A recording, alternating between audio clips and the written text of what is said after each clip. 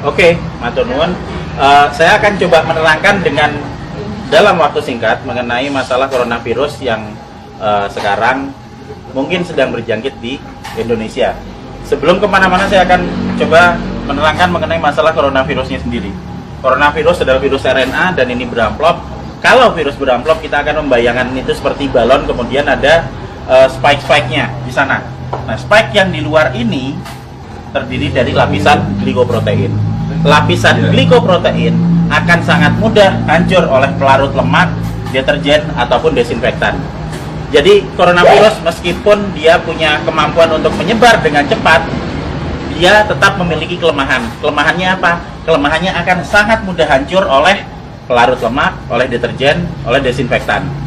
Sehingga jika kita sering cuci tangan, kita sering ngepel lantai dengan desinfektan atau dengan cairan untuk pel, maka virusnya akan hancur dan tidak akan menulari lagi.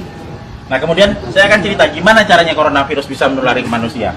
Coronavirus menular ke manusia itu lewat sentuhan dengan material-material yang sudah terjangkit virus pertama, terus kedua pada saat kita berada di keramaian, kemudian ada orang yang mungkin bersin, kemudian kita kena oleh kontak langsung, maka dia akan langsung bisa menulari kita. Tapi sekali lagi kita jangan terburu panik dulu. Kenapa? Karena coronavirus ini tidak seganas seperti yang dibayangkan atau yang ditampilkan oleh media. Kita akan selalu lihat di situ. Sekarang korban coronavirus seluruh dunia ada sekitar di 80.000 sekian penderita. Tapi dari 80.000 itu nanti yang meninggal itu ada sekitar 2.400 yang selalu hanya akan ada di kisaran angka 2-3%. Silakan nanti dilihat di data statistik mengenai seberapa banyak yang orang yang terkena coronavirus dan seberapa banyak yang meninggal. Yang meninggal selalu ada di kisaran antara 2-3%. Berarti sisanya sebanyak 97% itu selamat dengan deskripsi lebih detail. Yang sakit 53%, sementara sudah ada yang mulai sembuh itu sebanyak 44%. Nanti kita akan cerita kenapa dia bisa sembuh.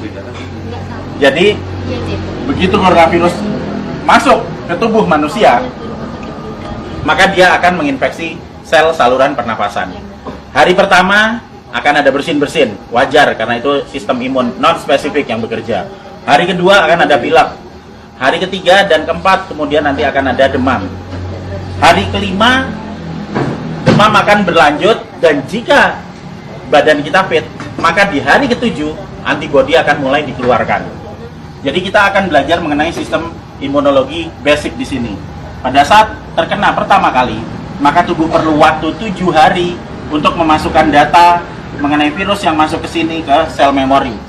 Di hari ketujuh ini ada antibodi. Hari ke-7 antibodi akan meningkat, akan keluar di sini hari ke-7. Hari ke-14 dia akan naik sampai ke atas maksimal. Nah, pada saat antibodi naik di sini, maka antibodi itu akan dipakai untuk melawan virus corona. Karena antibodi sifatnya spesifik. Antibodi anti corona hanya bisa dipakai untuk menangani virus corona. Dan itu akan dikeluarkan 7 hari pasca infeksi, yang akan sampai di puncaknya di 14 hari. Pada saat antibodi sampai di puncak, maka virus corona akan ditangani oleh antibodi di dalam tubuh kita sendiri. Karena virus hanya bisa ditangani oleh antibodi. Beda dengan bakteri. Bakteri bisa pakai antibiotik, virus nggak mempan. Hanya oleh antibodi. Dan nanti antibodi akan berlanjut turun sampai di minggu ketiga. Apa yang terjadi di minggu ketiga pada saat antibodi sudah mulai turun? Berarti infeksi yang ada di dalam sudah ditangani oleh antibodi yang tumbuh dalam kondisi maksimal di umur 14 hari tadi. Jadi sesudah 21 hari, otomatis virus yang ada di dalam badan kita sudah tertangani. Apa yang terjadi kalau nanti ada serangan virus lagi? Jika ada serangan virus lagi, data yang ada di sel memori akan dikeluarkan, sehingga respon imun kedua akan berlangsung 24 jam sesudah paparan.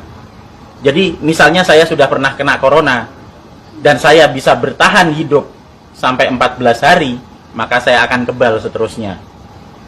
Dan berikutnya jika saya kena virus corona lagi, kita nggak perlu nunggu sampai 7 hari sampai antibodinya keluar. Sekarang kena, maka besok antibodi sudah dikeluarkan. Itu sebabnya 44% orang bisa sembuh bahkan tanpa vaksin, karena vaksinnya belum diketemukan. Dan masih ada 53% yang sakit yang akan sembuh ngikuti 44%. Karena pola kematian atau mortalitas tidak pernah bergerak dari 2-3% maksimal. Sehingga tidak perlu khawatir, tidak perlu panik pada saat ada wabah corona. Kita punya prinsip penanganan wabah ada 3. Pertama, kita kurangi paparan virus. Gimana caranya? Untuk kita pribadi hidup sehat, sering cuci tangan, jaga kebersihan tubuh, sering mandi. Kalau misalnya kira-kira kita khawatir terjangkit, ya jangan datang ke tempat keramaian yang banyak orang sakit. Dan untuk mengurangi paparan virus ke kita. Nah, untuk kitanya sendiri gimana? Kita bisa naikkan antibodi. Gimana caranya? Dengan mengkonsumsi vitamin E atau C, vitamin E plus C setiap hari. Plus madu. Karena madu bisa dipakai untuk energi, sementara vitamin E dan C akan bisa dipakai untuk menaikkan produksi antibodi. Energi dipakai untuk pembentukan antibodi dari kita sendiri. Dan yang terakhir, kalau sakit jangan keluar, di rumah aja. Terus kita beri terapi, kita sembuhkan, makan yang benar, kita melakukan pola hidup sehat, sehingga jika itu nanti sakit atau misalnya katakanlah demam, panas dalam waktu 4-5 hari, itu wajar, nggak usah panik, biasa aja. Kita hanya perlu memberikan vitamin E, C, makan yang cukup, istirahat yang cukup. Nanti di hari ketujuh antibodi kita keluar. Itu juga berlaku buat yang sakit. Sehingga sebenarnya kita semua akan bisa menangani wabah coronavirus ini, asal kita bisa tahu basicnya seperti apa, ilmunya seperti apa, dan yang paling terakhir, jangan panik, santai aja, kiamat masih panjang. Jadi ayo kita kerja bareng-bareng, kita tangani bersama-sama, dan gak usah panik. Terima kasih.